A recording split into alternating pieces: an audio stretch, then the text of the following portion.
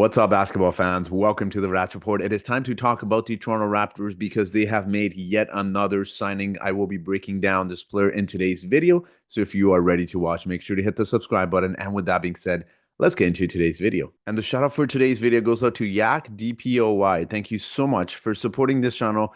To your likes and comments, it is very much appreciated. Now, Blake Murphy was announcing this yesterday that the Raptors have signed Jared Rhoden to a 10-day contract, has largely been the 905's best player and deserves a payday even if the path to guard minutes isn't clear. Can still be with the 905 too. Rhoden has been with the Raps in camp too before getting claimed off of waivers. Now, one thing I do want to say, this is certainly not just a payday. This isn't a case of Omo Yuri, where the Raptors wanted to reward some of their G League players. I did watch a lot of Rhoden's highlights, and there are a lot of things to be excited about, particularly about his offensive game, which I will break down in today's video. And not only guard minutes, we do need to keep in mind he's listed at 6'6", so he can play the small forward position as well. So it's not as if he's taking minutes away from someone like Jamal Shed and Manuel quickly as well. So I'm very excited to do this video, guys. So let's talk about some of his strengths when we talk about Jared Rhoden. Now, before we quickly get into the strengths, I do want to quickly mention that Jared Rhoden, as you see, there's 6'6" guy. He's 25 years old. He has played with the Raptors 905 this past season. As you see there, 15.9 points a game, 6.3 rebounds, 3.9 assists, a steal a game, shooting 41% from the three-point line and shooting 50% from the field on 12.4 field goal attempts per game. Now, his free throws don't look great. I want to say he is a much better free throw shooter than his numbers definitely indicate. And of course, from previous season, you'll notice that his points have come down a bit, but I do think that's just the way that the Raptors kind of want to focus on playmaking a little bit more. As you see, his assist column has definitely gone up a little bit as well. But in terms of his strengths, that's what I want to talk about. He's got a lot of strengths. So let's talk about the first strength here. That is, he's got a quick first step. Now, when we talk about Jared Rhoden, he's got a lot of tools to his offensive game. One of the best is when he gets the ball, he has a very quick first step to kind of get past his defenders. It's absolutely fun to watch some of his highlights to see what he can do on the offensive side. He's also a great isolation scorer. So when we talk about the Raptors, what is one thing they always need? They need scoring, but in particular, they need someone that can be a great isolation scoring. You see a lot of guys that, come in from the G League. They can maybe shoot three-point shots. They can get you points. But one of the more challenging skill sets you have on the offensive side is to be good in isolation, which just, ties in with what we're going to talk about, some of his other strengths as well. And that is that he has good athleticism. He has good athleticism. He is someone that can soar in for some massive dunks. You see him on the fast break when he gets some of the steals. You see him just really take off there. And I'm not saying he's Terrence Ross. I'm not saying he's Anthony Edwards by any means. But for someone that is about 6'5", without shoes, he's listed at 6'6". With shoes, he's someone that can really soar in for some big dunks. He's also a good catch and shoot three-point shooter, which is something you're always going to need on the Toronto Raptors. You need more three-point shooting, but most importantly, with guys like Jakob Poeltl, with guys like Scotty Barnes on the roster, and even though RJ Barrett has shot three-point ball respectable in his career with the Toronto Raptors, you always need these kind of guys because you got Scotty Barnes, you got RJ Barrett, you even got Brandon Ingram that are going to be creating and being on ball a lot. And you need these kind of guys around them that can catch and shoot and hit their threes, which is very important. And not only that, when we talk about isolation scoring for someone like Jared Rhoden, it is also very important to note that he is someone that doesn't shy away from contact. He is not afraid of contact. He goes in there and really just, you'll notice he absorbs contact really well, but also plays through it really well. You'll notice with a lot of younger guys, one of the things that really hampers their development or something that they're really hesitant to do, especially if they're three-point shooters or when they finish around the basket, is they shy away from contact, but not Jared Rhoden. He's a tough cookie. He gets in there. He sometimes gets fouled really hard, and you'll notice that he absorbs the contact and finishes through that as well, which is nice to see. Another thing Jared Rhoden does very well is he can create his own shot. Kind of ties into a good isolation score, right? When we talk about him, one of the things he does very well, and again, I'll always say this, it is one of the more challenging skill sets to have, which is why a lot of players around the NBA that can create their own shot can not only create their own shot, but can score in isolation as well. It's such a beneficial skill set to have amongst NBA players. Just with the game, the way it's involved, you'll notice the past 5, 10 years, it's more focused on scoring. It's more focused on just putting the ball in the basket. And Jared Rhoden definitely does that. Now, he's also a great rebounder. And this is great because he's, again, I want to remind people, he's listed at 6'6", but he's one of those players. I don't want to exactly compare him to Josh Hart, but when we talk about guys that are 6'5", 6'6", 6'4", in Josh Hart's case, and that are able to grab 7+ rebounds a game. That is an absolute amazing thing to have because it just makes the job so much more easier for your centers. It makes jobs so much more easier for power forwards as well. And I always say this, anyone that's played basketball will tell you, yes, it makes a big difference when you're 7 foot tall or you're 6'9", 6'11", but rebounding is one of those things. It takes a lot of effort. It is an effort thing, much like defense. It's much of an effort thing, and just getting so many rebounds definitely helps you.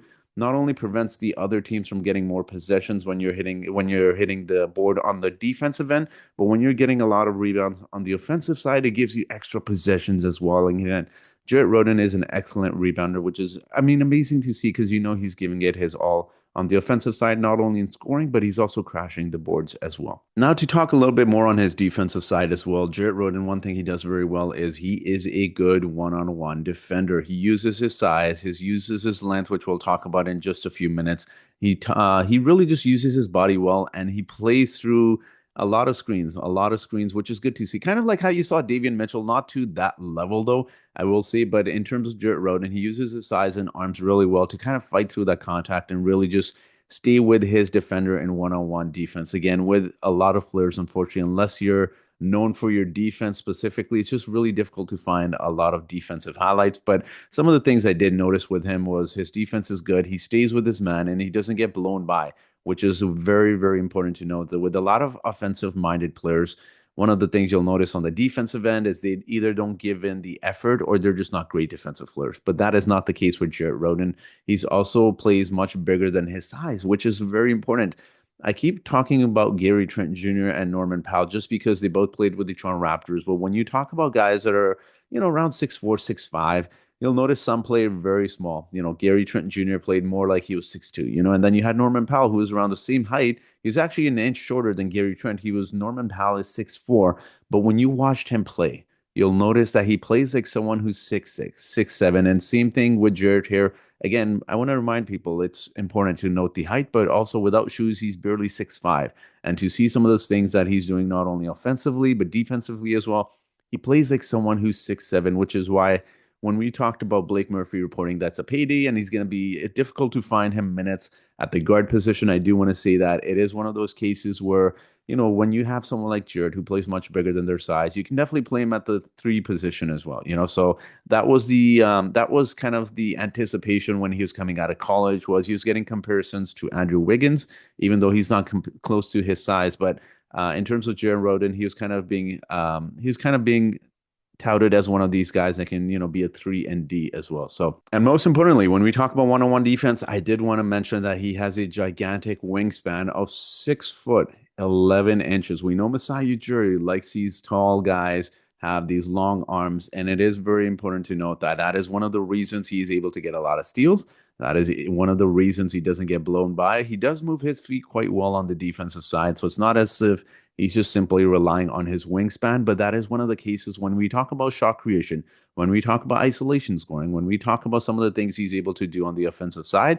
Think of someone like Brandon Ingram, for example. You see the arms, the wingspan that he has, and how it allows him to get off of shots. And I don't want to pick on former Raptors players here, but I'm going to use Fred VanVleet as an example. He didn't have a large wingspan. We already know he was 6 foot, he did not a gigantic wingspan, but you'll notice when Fred VanVleet did try to, go in ISO scoring, go one-on-one, one of the difficulties he had was getting a shot off of some of the taller defenders.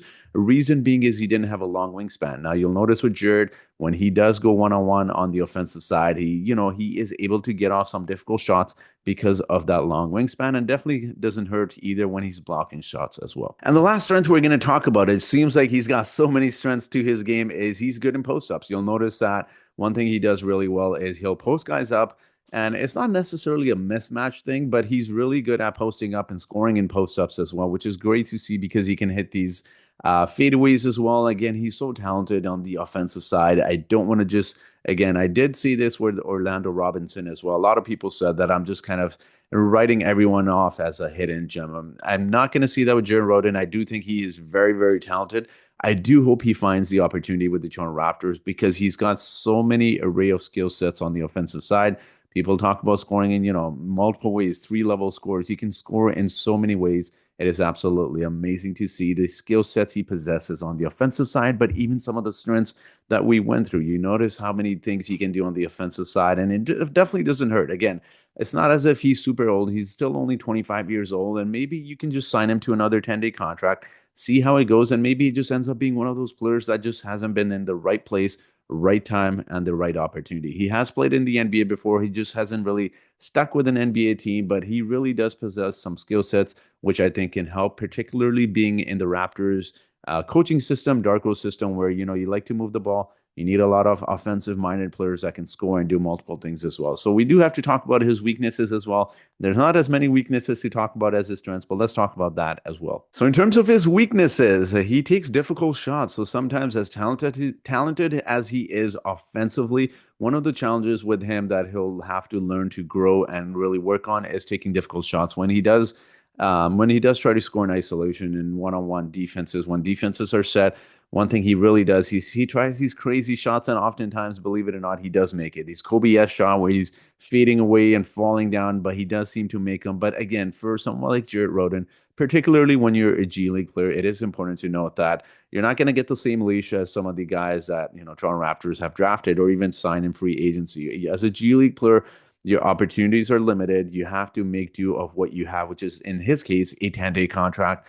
And I'm sure the Raptors will be impressed by what he'll display in practice as well. But I really do hope he gets his opportunities. He doesn't have a ton of weaknesses, guys.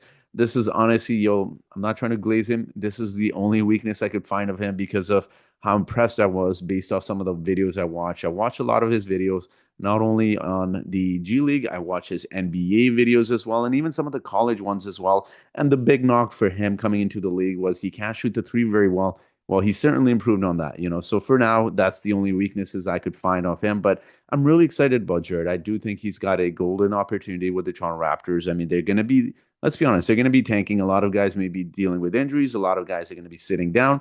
And I do want to keep repeatedly saying this. He's listed as a two guard, but believe me when I say this, he can play this small forward position, and the Raptors certainly could use that as well. So he's not going to be taking minutes away from Grady Dick. He's not going to be taking minutes away from Jacoby Walter. You can kind of play him with both of those players as well. So it'll be interesting to see how the Raptors manage him. If the Raptors do give him some minutes, I certainly hope so. And do not be surprised if he does get another 10-day contract as well. I really do like Jared.